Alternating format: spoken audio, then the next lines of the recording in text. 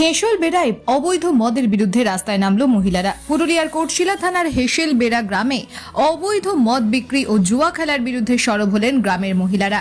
গ্রামের 13টি মহিলা সমিতি একজোট হয়ে মিছিল ও টহলদারি শুরু করেছেন। তাদের অভিযোগ, কয়েকজন ব্যক্তি অবৈধভাবে মদ বিক্রি করছে, যার ফলে গ্রামের পুরুষেরা আসক্ত হয়ে পড়ছেন এবং পারিবারিক অশান্তি বাড়ছে। মহিলা সমিতির কুসুমী মাহাতো, রেণুকা মাহাতো ও কল্পনা কর্মকার জানান, অবৈধ মদ বিক্রি ও জুয়া খেলার বিরুদ্ধে কঠোর ব্যবস্থা না নিলে তারা রাজ্যের মুখ্যমন্ত্রীকেও চিঠি দেবেন। নিয়ম ভঙ্গ করলে 50,000 টাকার জরিমানার সিদ্ধান্ত নেওয়া হয়েছে। মহিলাদের এই উদ্যোগকে সাধুবাদ জানিয়েছেন অনেকেই। তবে প্রশ্ন থেকে যাচ্ছে, তাদের এই সাহসী পদক্ষেপে আদৌ কি থামবে অবৈধ মদ ব্যবসা?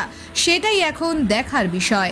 আন্দোলনের লক্ষ্য হচ্ছে যে অবৈধভাবে মদ বিক্রি করছে। আমরা চাইছি যে হেঁসল বেড়াতে কোনোভাবে মদ বিক্রি না হোক। যেমন মদ খেয়ে এসে নিয়ে বিভিন্ন ঘরে অশান্তি করছে, ঘরের হাঁড়ি কড়া ভাঙিয়ে দিচ্ছে।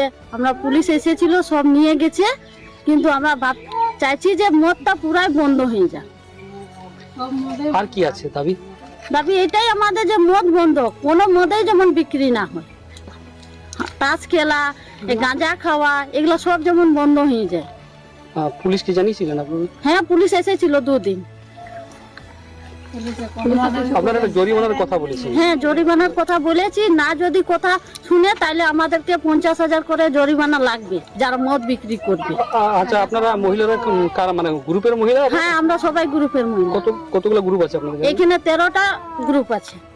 13টা দল মিলে আমরা আন্দোলনে নেমেছি। আর মদ আছে কাঁড়িয়ে থেকে তো বলবো।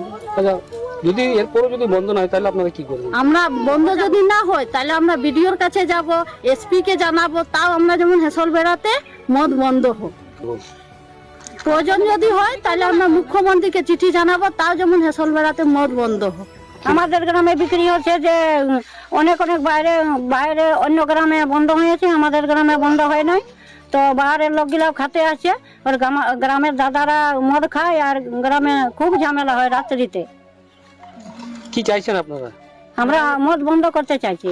মদের নিয়ে মদ খেয়ে আসছে, ঘরে যত থাল বাসন পাচ্ছে সব ভেঙে দিচ্ছে।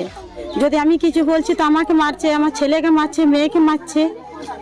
তো এটার জন্য মদ যদি বন্ধ হয় তাহলে মানুষ বাঁচবে, আর যদি মদ বন্ধ না হয় মানুষ মরে যাবে। কি চাইছেন আপনারা? আমি বন্ধ চাইছি।